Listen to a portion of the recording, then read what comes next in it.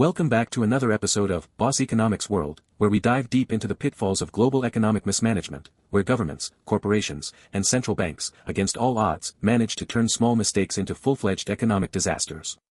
And as always, we'll show you how the flawed decisions of bureaucrats and policymakers are dragging economies toward the cliff's edge.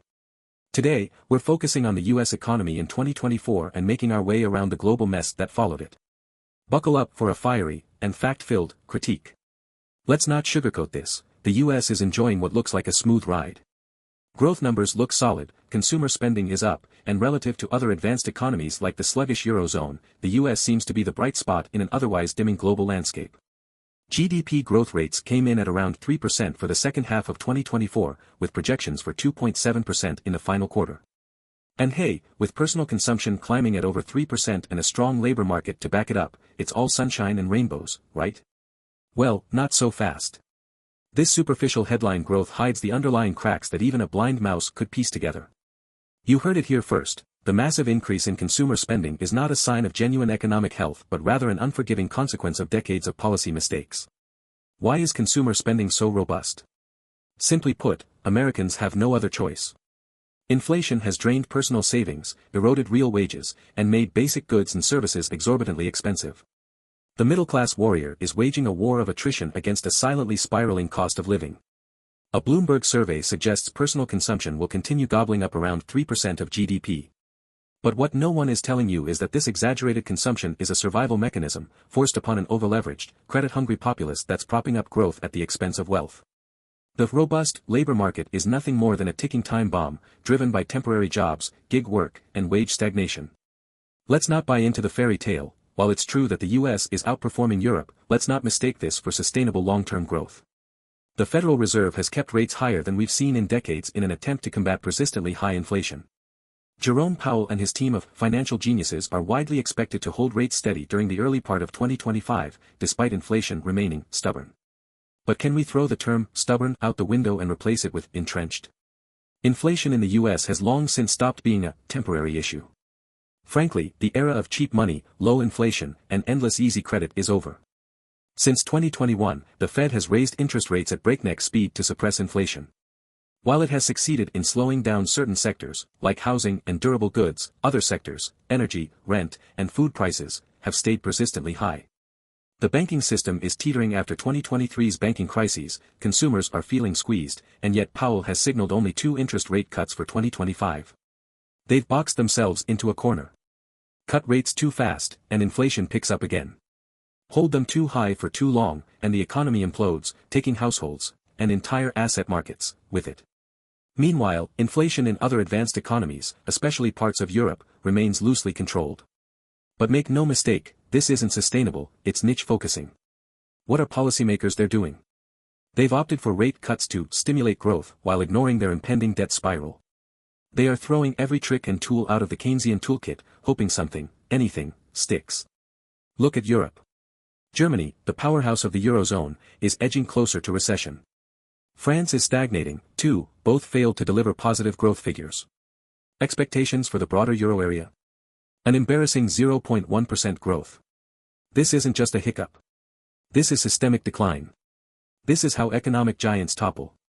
The European Central Bank, ECB, is likely eyeing another 25 basis point rate cut as a last-ditch attempt to squeeze any meaningful growth from an economy that looks more and more like a zombie each quarter. ECB President Christine Lagarde is delivering textbook political optimism, but the data doesn't lie. Industry slowdown, collapsing energy and investment sectors, not to mention fears over Trump's tariff war 2.0, that's their reality. It's a perfect storm.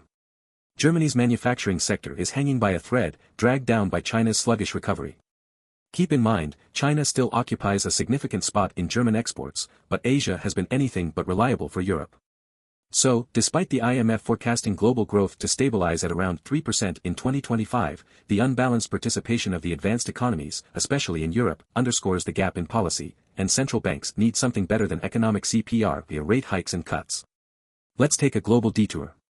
Over to Canada, where PM Trudeau's government is numbing consumer pain with temporary tax holidays while the Bank of Canada sways between rate cuts and tears over their export market being throttled by, you guessed it, the US's tariff threats.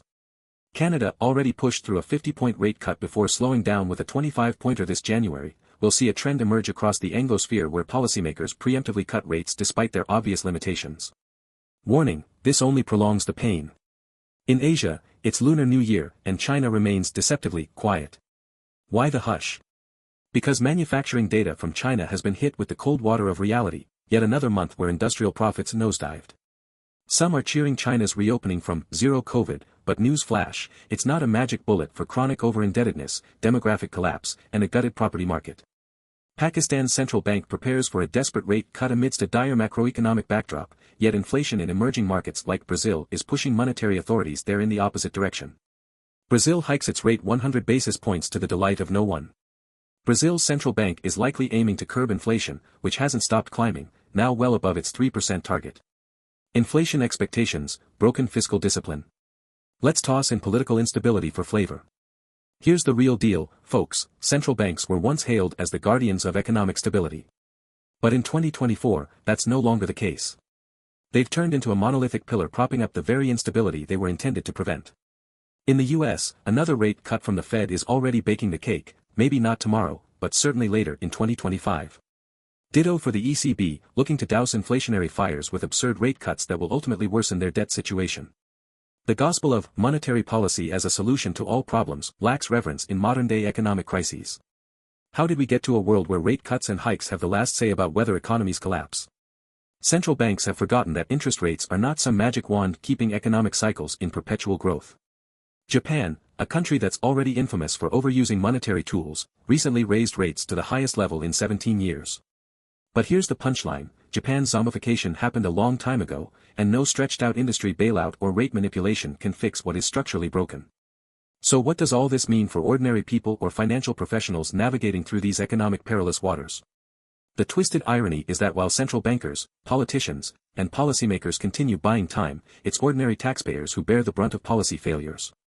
To ordinary audiences, my message is simple: higher interest rates, collapsing industries, and consumer spending are nothing more than ripples on the economic cliffside. Main Street better be bracing for impact because governments are kicking the can down the road, but no one seems to check the approaching cliff. Professionals in finance. There's no clearer time for caution. That next big extraordinary monetary fix might signal a bubble that's about to pop wide open. Real estate, corporate bonds, equities, doesn't matter what asset class you're exposed to. High rates are pinching liquidity across markets, while low growth stabs at profitability. The year 2024 might look on the surface like a success for the US economy, a marginal disaster for the Eurozone, and a troubling period for emerging economies. But looking deeper, it's clear the global economic system is teetering on a knife's edge. From chronic inflation to debt crises, and a misguided faith in central banks as miracle workers, we're seeing the world economy buckle under policies that are too simplistic for the complexities they face. And here's your big takeaway: don't fall for the headlines. The US isn't thriving, it's coasting dangerously on credit, inflation, and unsustainable spending. Europe might already be in a recession, even if the data hasn't officially declared one. And emerging markets? Caught in the crossfire of a global policy tug-of-war.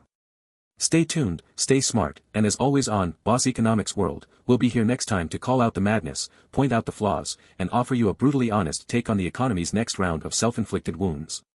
Who needs popcorn when the economic unraveling will keep us all on the edge of our seats?